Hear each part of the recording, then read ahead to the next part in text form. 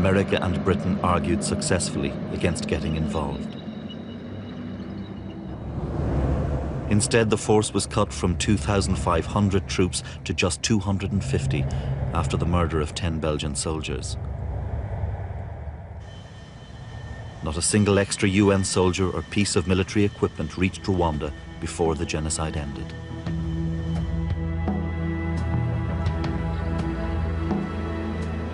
Seven years on, and there are 120,000 people awaiting trial for crimes committed during the genocide, including rape. But only about 200 prisoners have been convicted in the last 6 years. At that rate of progress, it would take 300 years to try all the accused. But the dying continues as women raped in the genocide become ill with AIDS.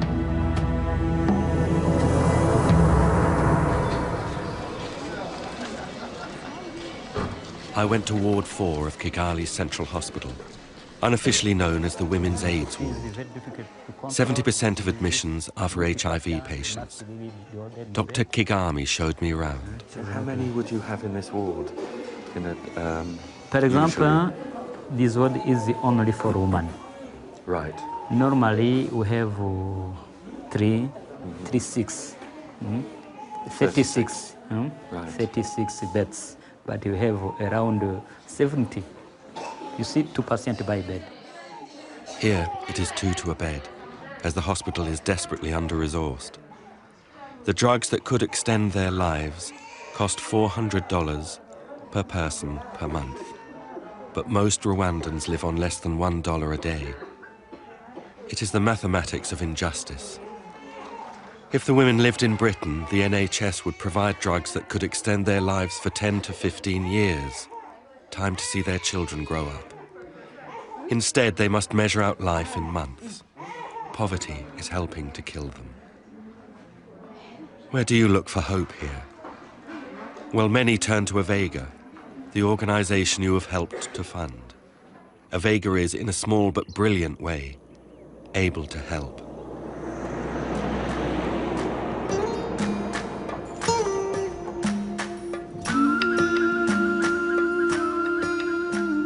On the outskirts of Kigali is a very special place. It's a village built by Avega specifically for the widows and their children. There are 192 women here, and each has a house of her own. The love story I spoke of at the outset is here all right. The warm arms of Avega spread around families where there are no dads, and where mums know they have little time left.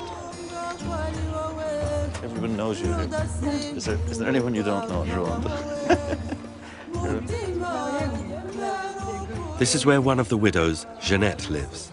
Being welcomed by Jeanette, it's hard to believe what she's been through. She was raped by 9 men and now has AIDS. 5 of her 7 children were killed in the genocide. The Avega house she now owns has given Jeanette the chance to provide a loving home for her 2 surviving children. In fact, the reasoning behind is so sad, because Jeanette is saying, in few months or in few years, I'm going to die. And I want to leave a proper home to my children. So anything she has, she invests in it. So that later the kids can at least rent the house, the main house. You will see in the back, I will show you the small rooms she's preparing for the children for later. And here she has a bedroom.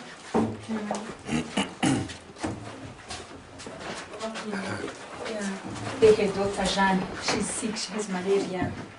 And Beata is a neighbor of Jeanette.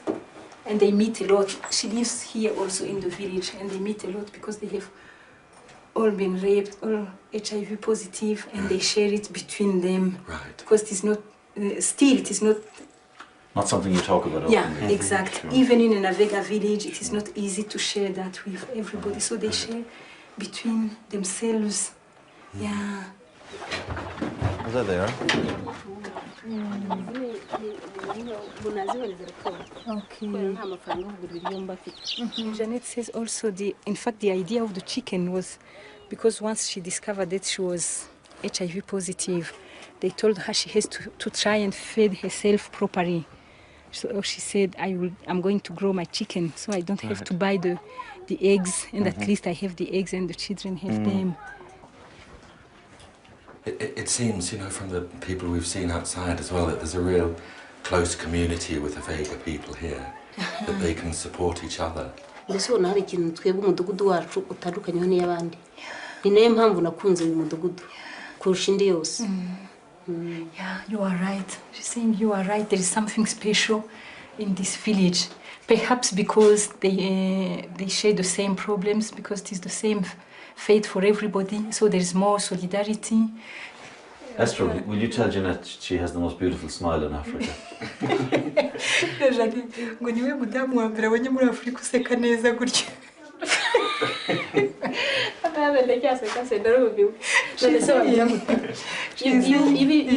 Ibintu bibi bibaho n'ibyiza nagerageje kwibagiza ibi byose byabaye kugira ngo ndebe ko nagarura ko If you have seen her smile before, it was even better. But she's saying, what's the point? Now she tries to smile because she has to overcome so many things. So she says, let us try smiling than crying. Yeah. With the help of a Vega, Jeanette has built strong walls for Emmanuel and for her daughter Jeanne. She's preparing them for the day when she'll be gone. And when that time comes, and Emmanuel becomes the head of the house, there will survive amid the pain the example of a remarkable woman. To help the children, a Vega runs child counselling sessions. It's a place where the children can express themselves, sharing their nightmares and fears. It's a long-term commitment, and a Vega needs more funds, but it is helping. Though they're some of the most traumatized children in the world, they're remembering how to have fun.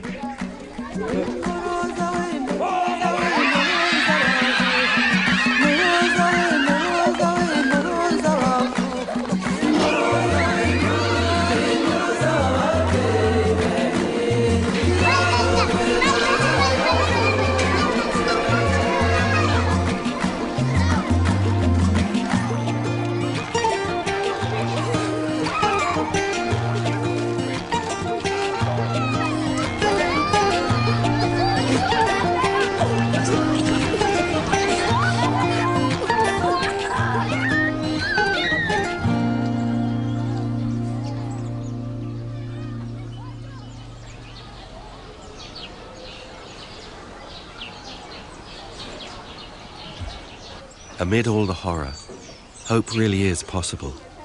And it is here, in a Vega village, that Esther and a Vega have found a place for Eugenie. Her new house is a few doors down from Jeanette, who cares for Eugenie. The tenderness of a mother to a child whose innocence was destroyed. Jeanette must help Eugenie find the will to continue living. It costs just a few £1,000s to build an Vega house, and Eugenie's isn't finished yet. It's simple, it's small, but for Eugenie and her brother, it is a safe place, a place to live and die in dignity.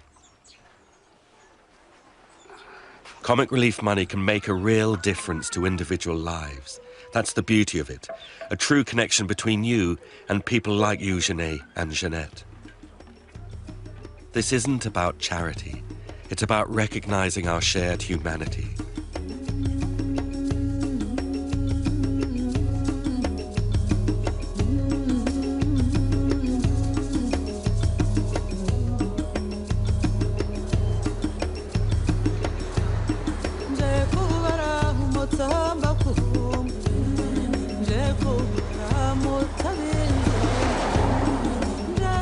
The genocide happened right across Rwanda, in the most rural parts of the country.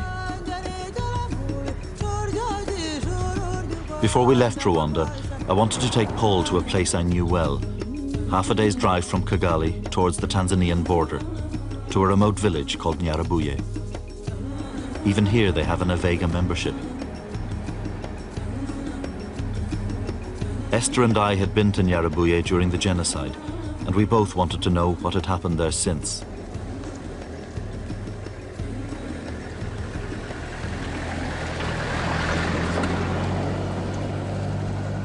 Here at the end of a dirt road late on a summer evening 7 years ago, we crossed into a great desolation.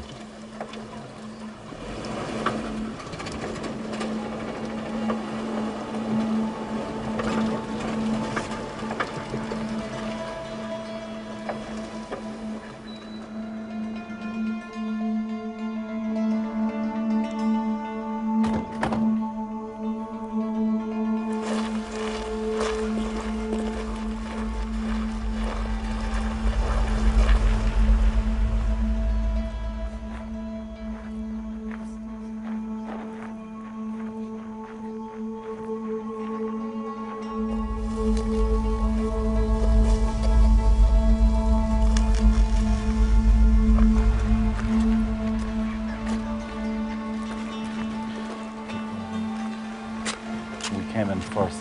These were all separate rooms full of bodies. These people had obviously run in there for protection, believing, God knows how, that they could keep the killers out. But of course they just surrounded them and butchered everybody that was there.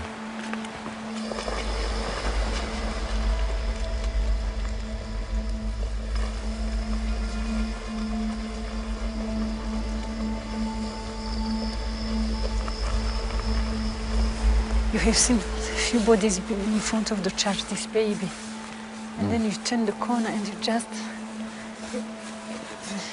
Yeah, you hit it. Piles of bodies. You can...